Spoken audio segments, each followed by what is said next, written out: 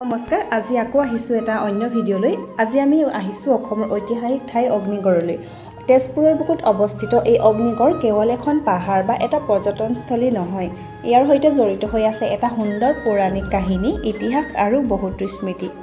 অগ্নিগড়লৈ সোমাই অহাৰ লগে লগে চাৰিওফালে দেখা পোৱা যায় সেউজীয়া পৰিৱেশ পাহাৰৰ মনোমোহা দৃশ্য আৰু এক শান্ত পৰিৱেশ নগৰৰ ব্যস্ততাৰ মাজতো এই ঠাইখনে যেন অলপ সময়ৰ বাবে মনটো শান্ত কৰি দিয়ে ওপৰলৈ উঠি আহি যিমানেই আগবাঢ়ি আহিছোঁ সিমানেই চাৰিওফালৰ দৃশ্যবোৰ বেছি ভাল লাগি আহিছে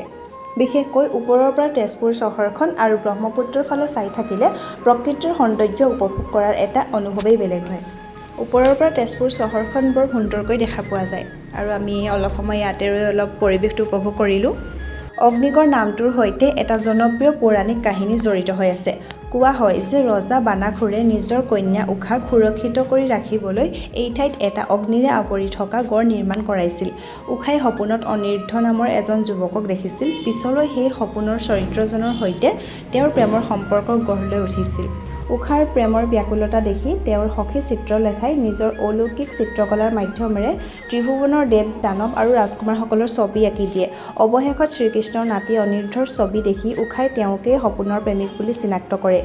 সখীয়েকৰ মনৰ বেদনা বুজি পাই চিত্ৰলেখাই অনিৰুদ্ধক বিচাৰি অনাৰ দায়িত্ব লয় তেওঁ আকাশমাৰ্গেৰে উৰি যোৱাৰ বিদ্যা জনাৰ বাবে মুহূৰ্তৰ ভিতৰতে শোণিতপুৰৰ পৰা দ্বাৰকা নগৰীলৈ ৰাওনা হয় চিত্ৰলেখাই নিজৰ মায়াজাল আৰু অলৌকিক বিদ্যা প্ৰয়োগ কৰি অনিৰুদ্ধৰ টোপনি ভংগ হ'বলৈ নিদিয়ে তাই অনিৰুদ্ধৰ সুন্দৰ পালেংখনৰ সৈতে একেলগে তুলি লয় আৰু আকাশমাৰ্গেৰে উৰা মাৰি শোণিতপুৰলৈ অনিৰুদ্ধক লৈ আনে দ্বাৰকাৰ পৰা অনিৰুদ্ধক কোনেও গম নোপোৱাকৈ শোণিতপুৰৰ ৰাজকাৰেঙৰ অতি সুৰক্ষিত অগ্নিগড়ৰ ভিতৰত থকা উষাৰ প্ৰাসাদত উপস্থিত কৰোৱা হয় আৰু